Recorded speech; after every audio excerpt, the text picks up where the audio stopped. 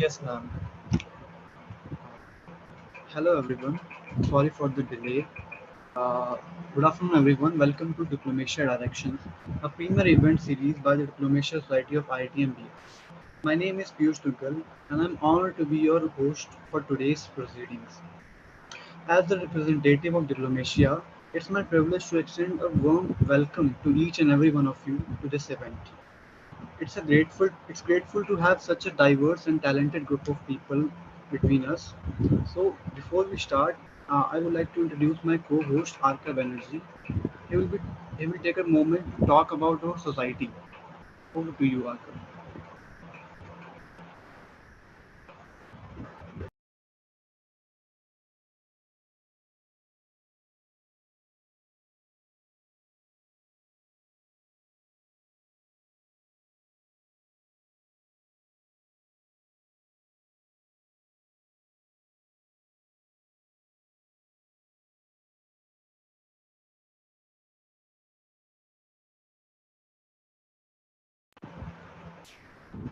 Thank you, Arka Banerjee. Now, the most awaited moment. I would like to introduce our special uh, guest of today, Miss Ritva Koukku-Ronde, the ambassador of Finland to India, who has spent more than 35 years as a diplomat. In the course of her diplomatic career, she has worked in several positions at the Finnish ministry, The Hague, Bonn, Nairobi, and the Berlin representatives. Between 2003 to 2005, she served as Deputy Director General of European Department of the Ministry for Foreign Affairs, and from 2005 to 2009, Head of Development Policy Department, and from 2009 to 2011 as the Under Secretary State for Development and the Development Cooperation. She has an impressive record of service as both the uh, ambassador to Berlin and the ambassador to Washington. Her effort has sparked active work in cutting edge technologies like 5G, 6G, AI, quantum computing, and much more. Additionally, in 2021, she was recognized as the European Union Gender Champion for her dedication to gender equality. Please welcome the Honorable Ritva Koukku-Ronde. Thank you very much, ma'am, for being here with us.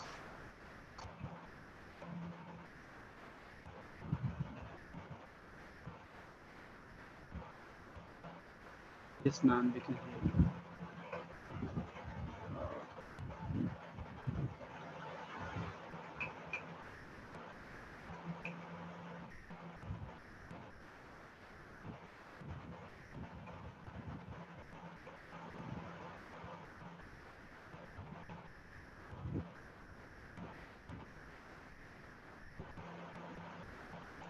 Tamaji, please share the system voice as well.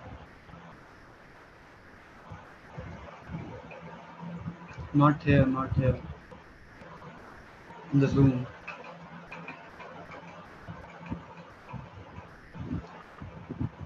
Include computer sound.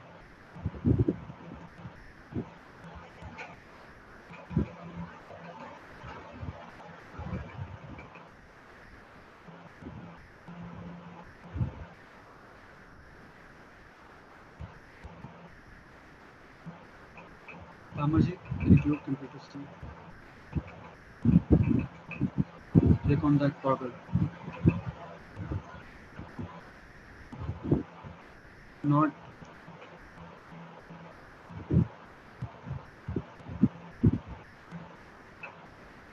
let me share my screen.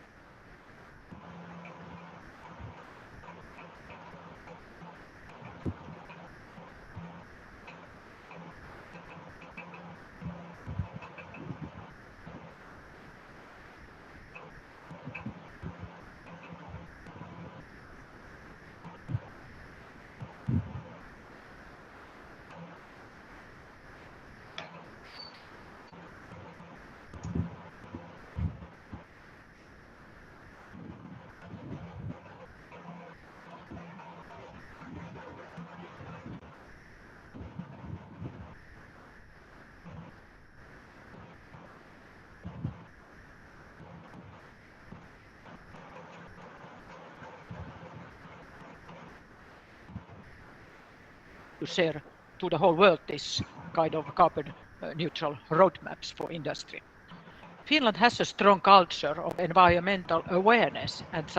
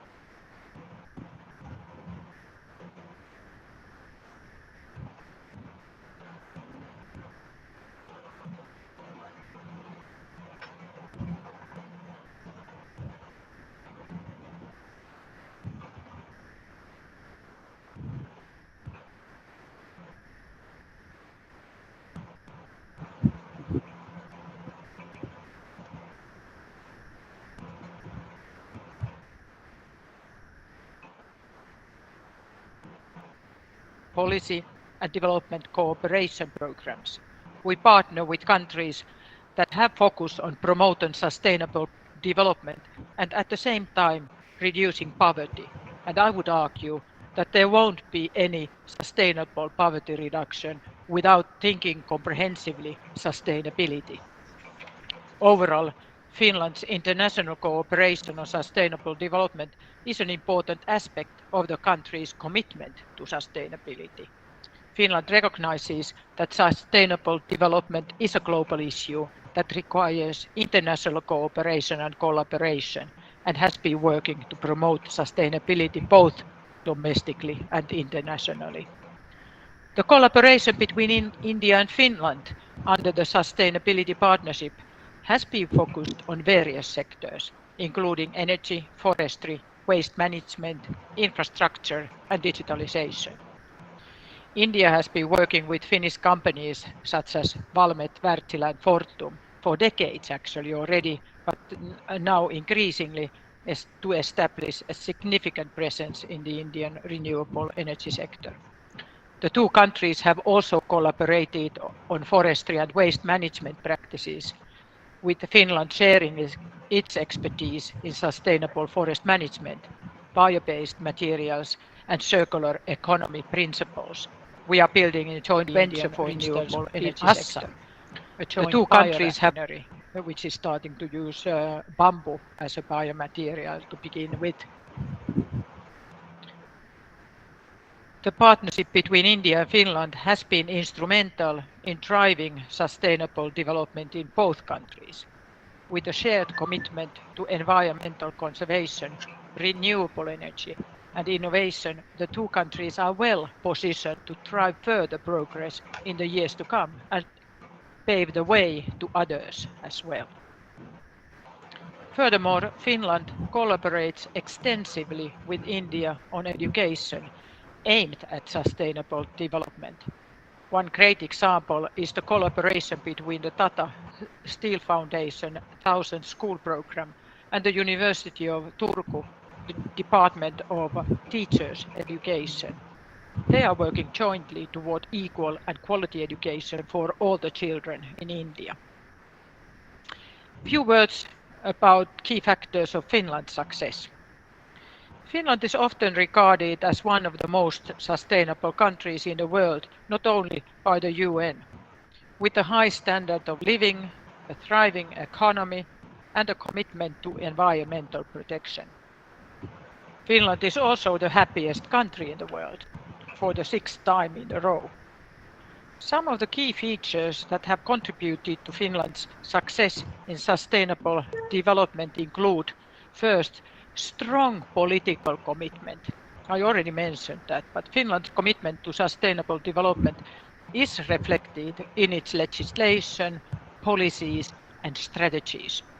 For example, Finland was the first country in the world to introduce a carbon tax in 1990, which has been instrumental in reducing the country's carbon emissions. In addition, the government has set ambitious targets for reducing carbon emissions, increasing the share of renewable energy and promoting sustainable economic growth.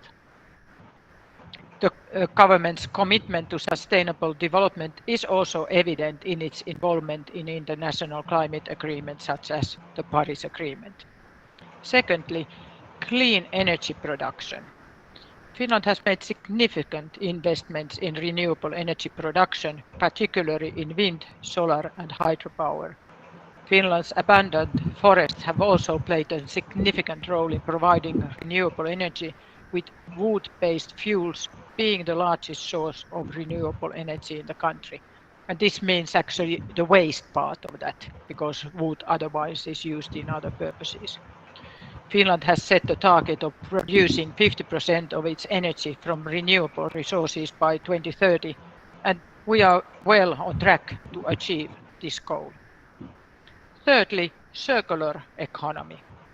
Finland has embraced the circular economy concept, which involves reducing waste and maximizing the use of resources. The country has implemented policies and initiatives that encourage sustainable production and consumption patterns.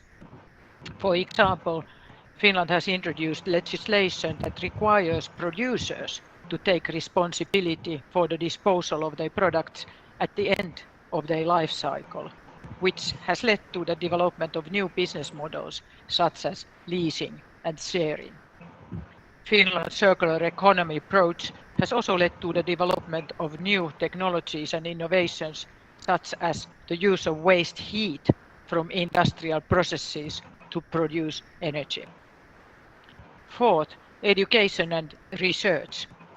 Finland has a strong tradition of investing in education and research, particularly in the fields of science, technology and innovations. We have a highly skilled workforce and are home to several world-class universities and research institutions. This has enabled Finland to make significant advances in sustainable technologies and practices. For example, Finnish researchers have developed a new technology for producing renewable diesel from waste fats and oils, which has the potential to significantly reduce carbon emissions in the transport sector. Fifth, social welfare. Finland has a strong social welfare system which ensures that all citizens have access to basic services such as free healthcare and quality education, and that everybody and everyone is able to live a decent life.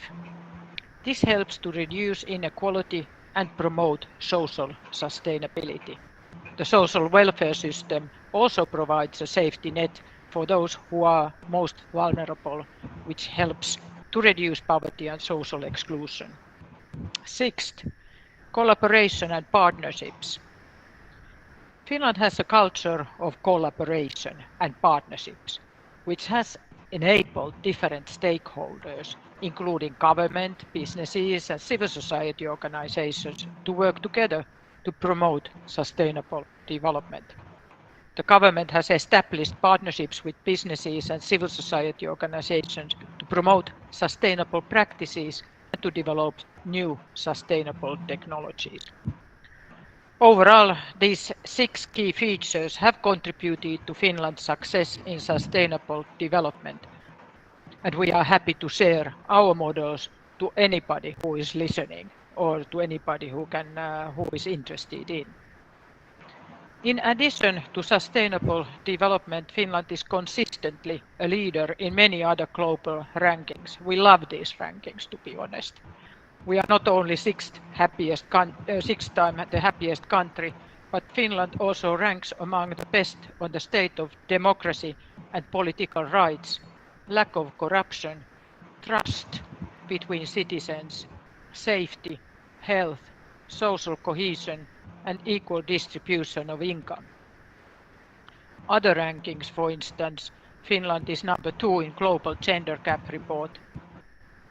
We are freest country in the world, freedom, meaning freedom, first in governance, third in greenest country, third work-life balance, best water quality, third best air quality, third best at climate change mitigation, second most innovative country, second investment environment, second in education, second least corrupt country, 5th world press freedom, 5th in the good country index.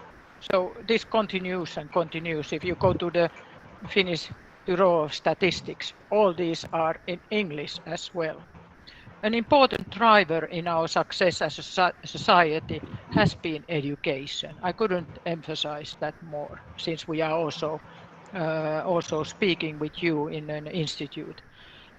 We have free quality public education system, free for everybody, and no children are left behind.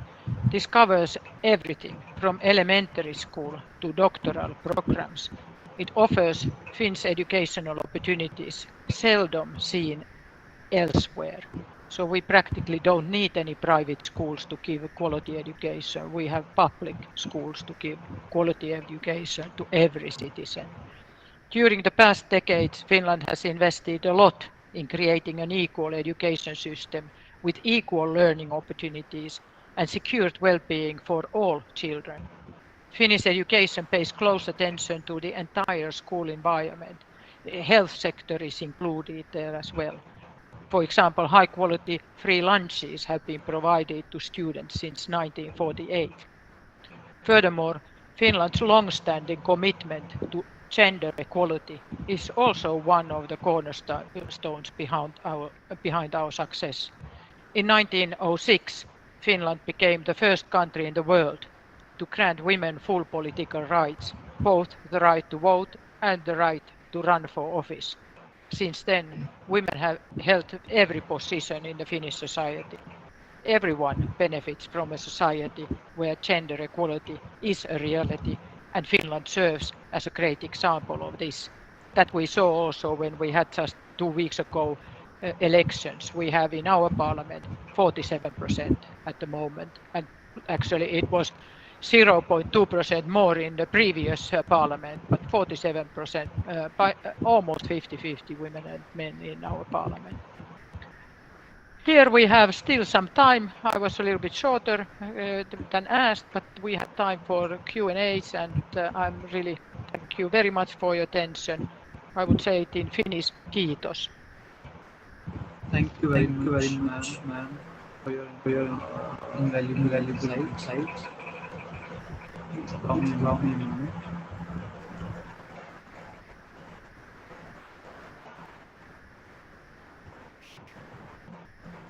Yes, ma'am. We will now to a next segment. Many of our students have questions. So one of us have a question like you have spent more than 35 years as a diplomat. So we would like how do you appreciate your multiple responsibilities in personality as a person, as a diplomat, and as an ambassador. And how do you maintain the multiple roles properly at the same time?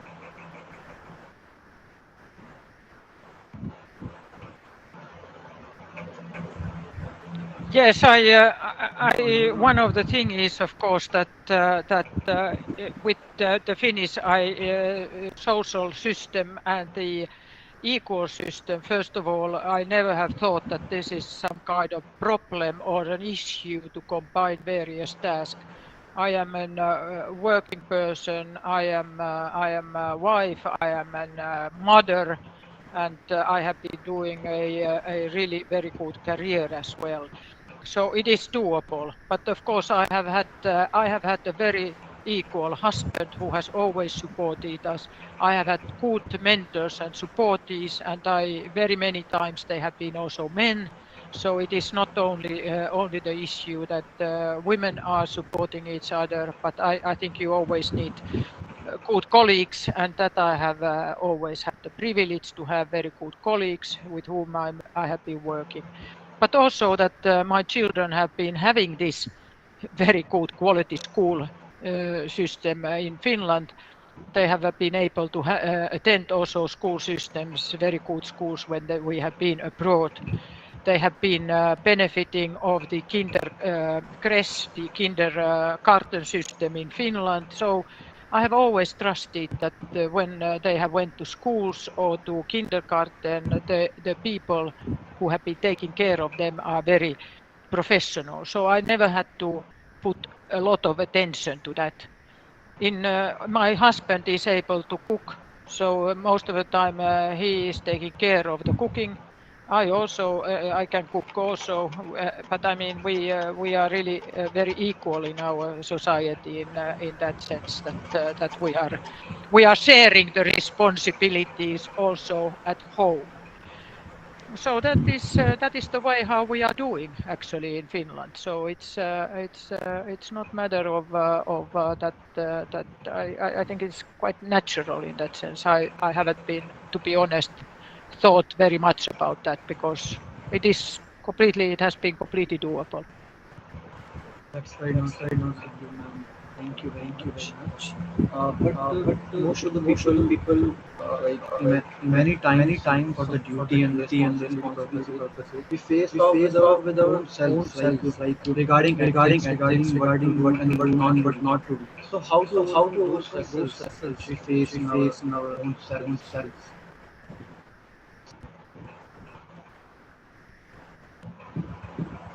In general, I think you have to you really have to prioritize, and you have to cooperate. You have to find good teams with you, and you have to stick on. You have to define very well what are you doing, what is the purpose, what you are doing, how you are doing, what kind of framework you are doing, what kind of means you need, that what kind of cooperative partners you needed.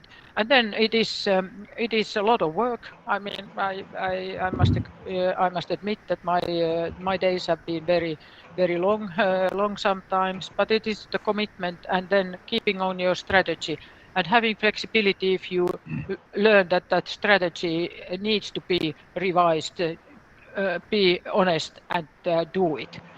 And then at the same time, I think that don't try to have the perfect of the most perfect thing. I think good is also good. So let it go. I mean, when there is a time frame, so that is the best possible possible product. What you have been doing in the time frame, what you have been giving and designing. So don't stuck on something. So keep on going forward. But I mean, prioritize, define good strategy, and then be consistent, and then don't give up. I mean, believe on yourself and go forward. Yes. Thanks, man. Thank you very much. That was really good and more these insights. We will now move on to our next question. One of the Ayushman and Ankit Kumar wants to know that Finland and India have traditionally enjoyed warm and friendly relations. In recent years, bilateral relations have made various collaboration. Could you please express your views on the foreign relations of India and Finland? I only repeat very quickly what I said already, that we have very good relations, and there are various fields of cooperation at the moment. But at the same time, I think we haven't used the full potential of our bilateral relations, or the European Union and India has not used all the full potential of the relations between the European Union as a whole and India. So therefore, there are in this kind of fields which we were discussing in the field of sustainability and digitalization and also science and technology research, there are very many possibilities and huge opportunities to increase this cooperation. And like I said, we are very much like-minded entities. India is a continent, like Europe is continent also, with a lot of richness and diversity. And I think that there are huge opportunities to use that as an asset as well. So I'm looking forward really that our cooperation is increasing in all fields, whether it is foreign security policy, but also in businesses, innovations, and both ways also. I could tell all kind of good good successes in the last few years also in this. That I think this is time. This is really the time to deepen and widen the cooperation. Yes, ma'am. Yes, ma'am.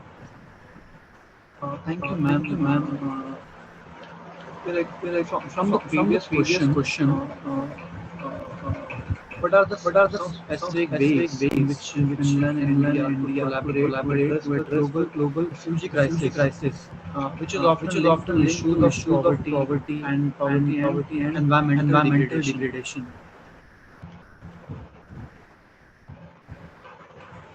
I think it is very important in a multilateral forum to cooperate, that the like-minded countries who are thinking on the same way are emphasizing the importance of multilateral organizations. And there I mean multilateral UN, the financial institutions, but also multilateral civil society, that we use all the means and give our support, our best support to these organizations. Of course, when it comes to refugee crisis and the problem of refugees, we have to tackle and the root causes of refugees, and that is very much poverty, but it can be all kind of other issues like climate, the climate change, or the lack of opportunities in our country, etc., etc. So very often the refugee is involved also to the overall migration questions. I think we all have to do our homework in a sense that let's do our countries so attractive that people are staying in our countries, and then at the same time being liberal enough to warmly welcome people who really want to move. Migration has happened thousands of years in the world, and there is a very good impact also in migration. People learn new things. Mixing cultures has very much positive impact also. If one thinks about innovations, you really need the whole global world to innovate, and therefore I think we can look migration also in a very positive way also. But refugees and the root causes of people need to leave their countries for one reason or the other, we have to tackle those, and there we need international cooperation.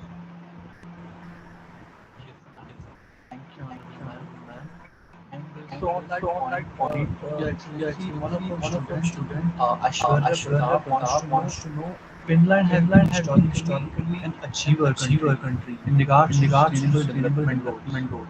As the deadline 2030 approaches, what are the areas where India and Finland can collaborate so that India also achieves sustainable development goals? India has very ambitious programs. I hope I lost your pictures, but are you still on the line? Yes, ma'am. Yes, ma'am. Yes, okay. India has very ambitious development programs. By 2047, India wants to be a developed country.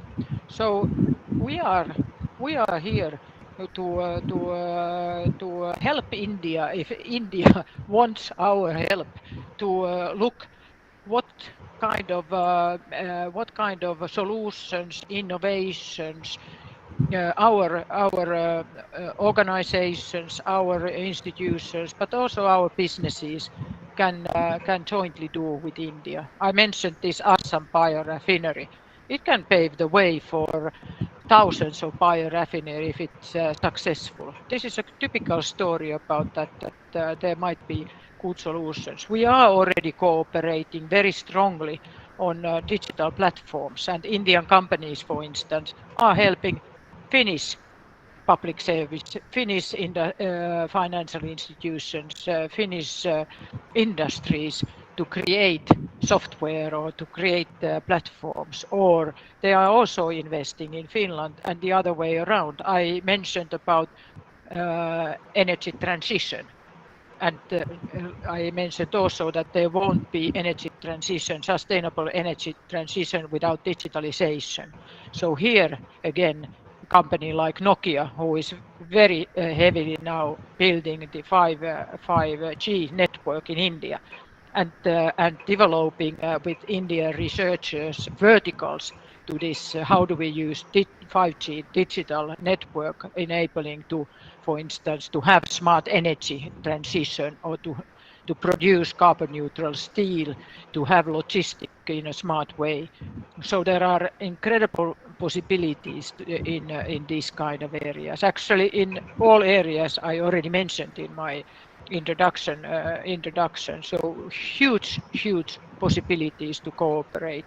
And when you are connecting then these kind of solutions with artificial intelligence, supercomputing and quantum computing, we have there really a match. Thank you, ma'am, for your valuable insights. This will really help the students. Please allow me a moment.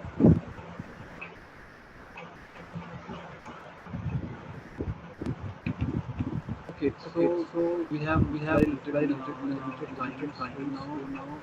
We will open the floor for question, firstly from a respected faculty members, POD team.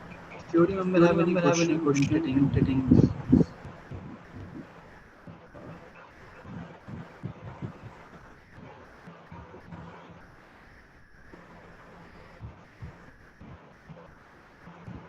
Okay,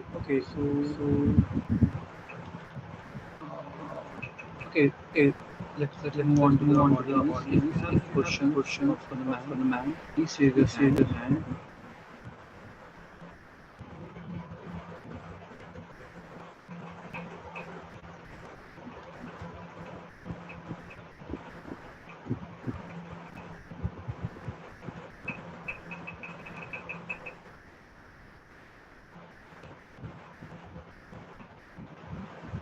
Hello audience, if anyone have any questions, please raise your hand. Yeah, just open your mic, you can. The mic option is upside.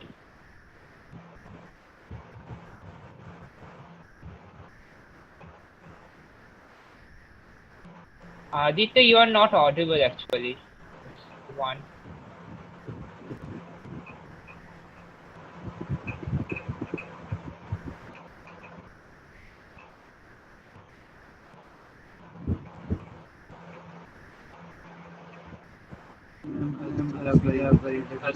No. Yes. Yeah, Aditya, you audible. Good evening, ma'am. Ma'am, my question was that you are such a experienced in this field. So, what advice do you give to the student who want to come into international relations?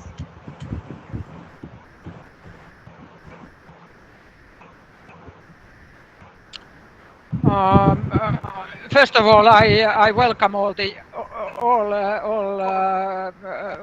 intelligent, motivated people to join international relations. This is a very interesting area.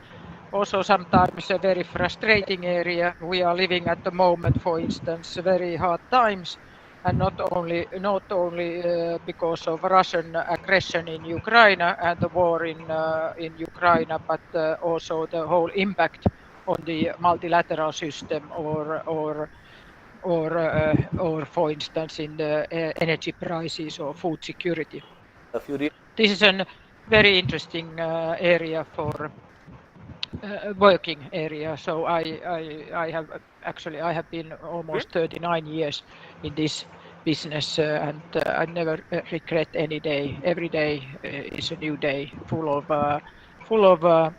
work, but also full of challenges. And unfortunately, this job is still never done. There are always coming new challenges. But yes, fantastic place to work, for instance, Ministry of Foreign Affairs. So, in your point of view, the young minds are favorable to this business or experienced one should only go to the field?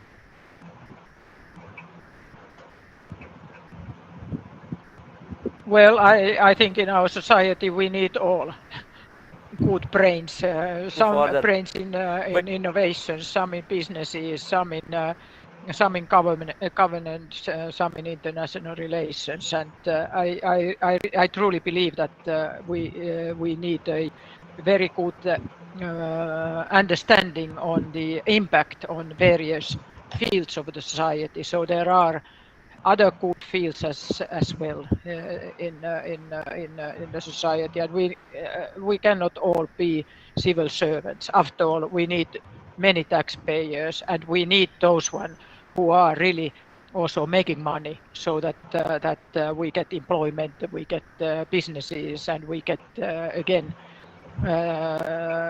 taxes paid to our government's budget, that we can provide good social services and really good social services in the sense that it will have a true impact on people's life, and that people are really having also all of our citizens have opportunities to explore what they could do and what they would like to do.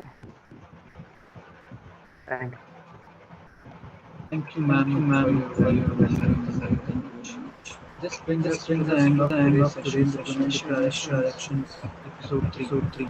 Let me take a moment to thank everyone who has listened to our honorable guest, Mr. Ritva Koukku-Ronde, and respective Richa Sahani, and Yashika Masu ma'am. I would like to express my gratitude towards the POD members and my teammates, Kamaji Sadhukan, Arka Banerjee, Mayank Jaiswal, and Rupata Sukhir, and Nives Jaiswal for joining us today. I hope today's event was informative and enlightening. I would like to thank our special guest, Honorable Mr. Ritva Koukku-Ronde, and the Ambassador of Finland to India, for joining us today and sharing his expertise. Thank you very much. It was an honor. Thank you very much for your interest, and if you have any questions further, or you want to look a little bit further about Finland, or how to go to Finland, so we have our websites, and please contact. We are here to be in service for all of those who are approaching us. So please look further in our net. But thank you very much for your interest, and thank you of the possibility to talk with you and your interest. Thank you. All the very best to all of you. Thank you. Thank you for being with us. Thank you, Lord, for joining us.